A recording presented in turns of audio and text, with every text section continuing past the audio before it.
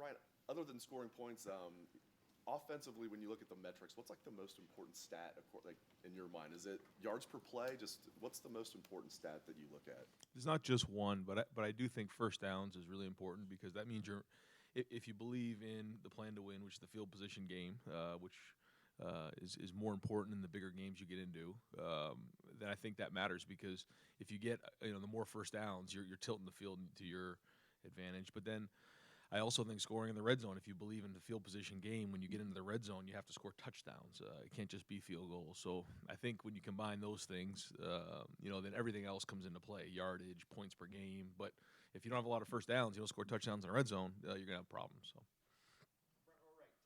Yeah, Ryan, when you lay your head down on the pillow in the Blackwell the night before a game, home game like this, especially this week, what would keep you up at night still, and what makes you feel comfortable about this team so far? It's a two-part question. Yeah.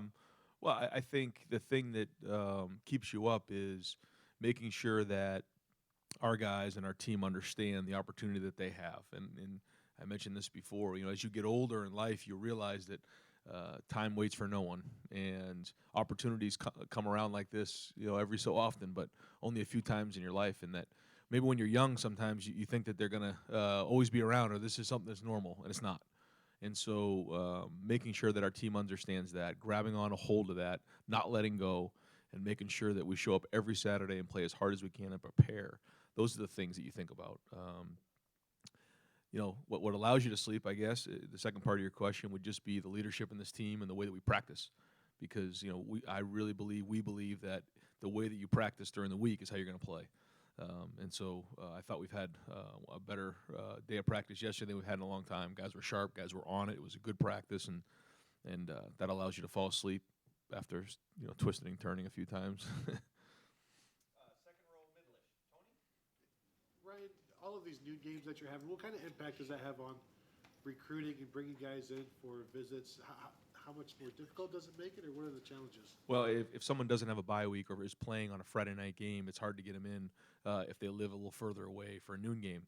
If it's a night game, then it's a little easier. But for the local schools and schools from Ohio and the recruits from Ohio, they're able to get here within a 3-4 hour radius of school. They can kind of get here for a noon game, which is good.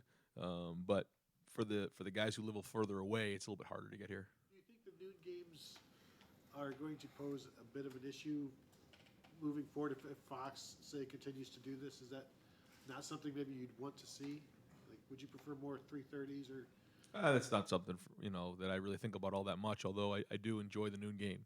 I love getting up and playing the game, and then hopefully, like we talked about yesterday, going home and enjoying it for the afternoon. Third row left, Bruce. Ryan, back to Tim's question a bit. You talked about, and you have referred before to this team recognizing what's possible. And I wonder, when did you become satisfied that was something that was okay to talk about this team with? Or is that because it's Ohio State, that's August is fine? Or did you have to see something, an intangible, a victory margin against a certain kind of a team? When did you deem that it's okay for you to sort of publicly acknowledge that in front of them and start referring to that for a motivational reason? Well, we looked at the calendar and the schedule. We had that first part, those 6 games. We said we're going to come up for air, have a 2-game season. Then we had the bye week, and then we're going to have the home stretch. And so the goal was to be undefeated at this point, to be 8-0, and we are now. So as you sit there and you talk to young men, you say, hey, listen, here's where we are, here's where we want to go. And you talk about what the stretch run means. And you talk about that during the bye week. But once we got back here on Sunday, it was all about Maryland. And it was all about the day, winning the day, making sure we have a great practice, making sure we beat Maryland on Saturday. That's it. That's all that matters. And you start getting ahead of yourself that way, I think you set yourself up. But I do think during that bye week was a great opportunity for us to take a picture to see where we're headed with this thing. Because I think it's important to know where you've been, where you are, and where you're headed. Was it more so that it was Wisconsin, or that it was 8-0, or that it was like you're number 1 in the poll, or? Just the fact that we had a bye week, yeah. Right next door, Steve.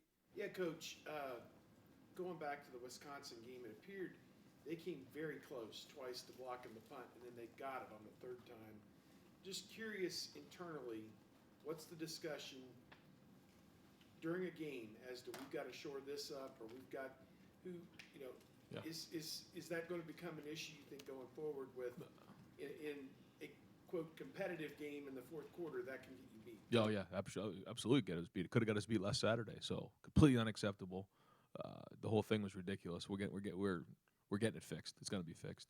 It was a block spot issue, and it was several people were at fault, and it's not going to happen again. We're not going to let that happen again. If it does, then we got to figure out again what the issue was. But certainly that is not going to win us any games, and that was something that we were very embarrassed about as a staff, as a team. Was the fact to get a punt block like that is completely unacceptable. So I think everybody understood that, and we're going to get it fixed. We did a good job in the bye week of addressing it, and we're doing a good job this week of getting it addressed.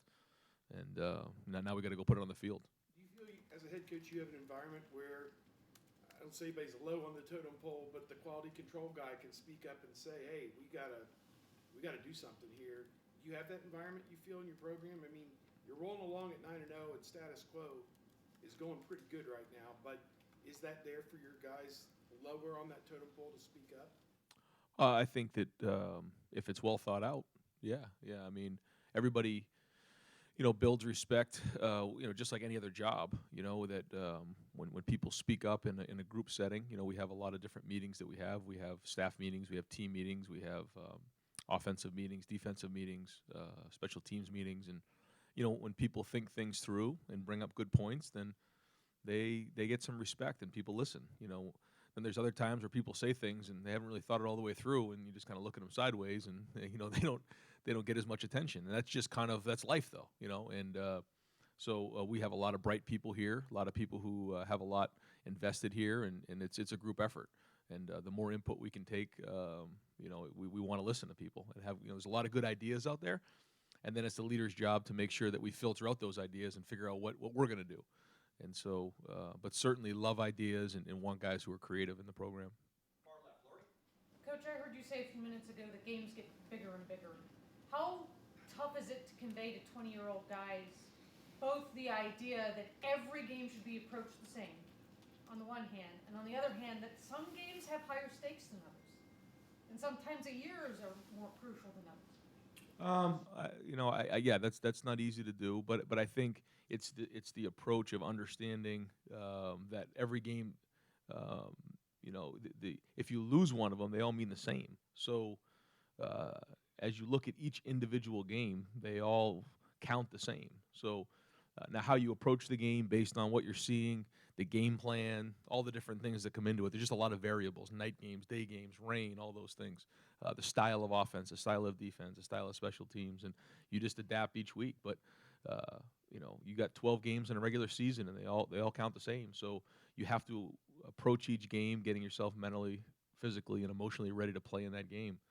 And so far we've done that, but we have to continue to do that, and that is not easy. And that's the job again of the leaders and the coaches to make sure that we show up again on Saturday with those same things in mind.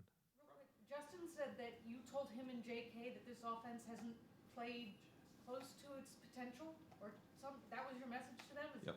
Is that really how you feel about the offense right now? Yeah, absolutely. I mean, I think that we can do so much better in so many areas, and we've only just scratched the potential of what this offense can be. And when you get to this point of the year, your effort and your execution has to be at an all-time high, and that's something we've talked about all week. And I think that if the guys take that same approach, then they stay hungry and they stay with the mindset that they have something to prove. And it's not just talk, though. I mean, when you watch the film, there's so many things we can improve on, and we can be better. And when you look at it through those lenses, I think you continue to stay hungry, and I think that's critical. Front row left, Nathan.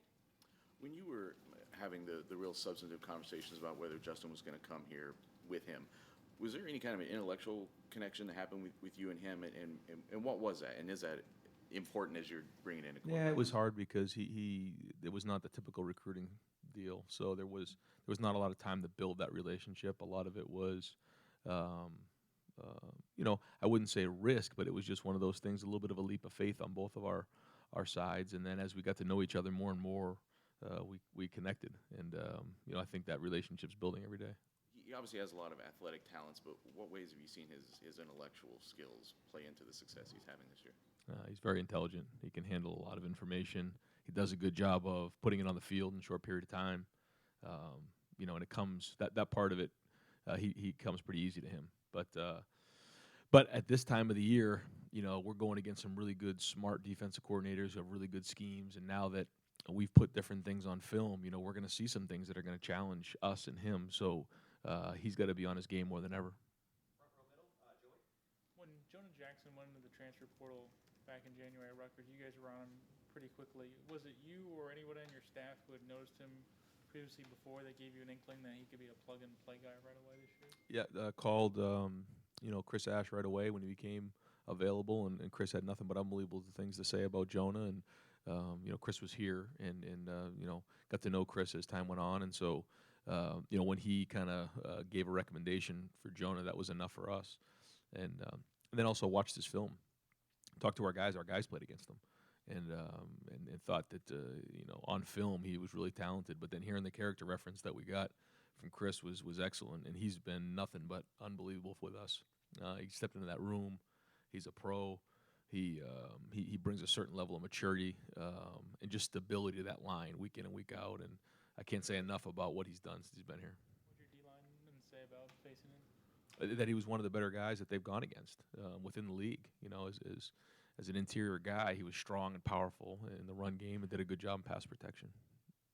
Right next door, Bill. I was on a conference call yesterday with Kirk Herbstreit, and he mentioned that when he spoke to the team at your invitation in the spring, he just was really impressed by the maturity, even when he shook your guys' hands, that he could tell there was a seriousness, a purpose. And that maturity, I would assume, really needs to come through these next few weeks, especially next week, Rutgers this week. How impressed or what impression has it made on you that your team has kind of handled things the way that it has in terms of maturity? Yeah, I mean, the story still has a long way to be written, and so don't really want to get into all that until after the season. When you look back and see where things are at, but there is that seriousness right now that we're in the November, we're relevant, and there's no time for silliness right now. And that's someone asked me that the other day. That's part of having fun is winning games in November, and these are a lot of consequences for these games, and I think the guys understand that. And that's cool to see. So what does that mean? We'll find out. And last question, front row right, Austin. Ryan, it's pretty rare to see Jonathan Cooper without a smile on his face, but the last couple times I've seen him, he looked pretty frustrated. This hasn't gone the way he wanted this year. Have you had more conversations with him, or you sense that frustration with what he's been going through?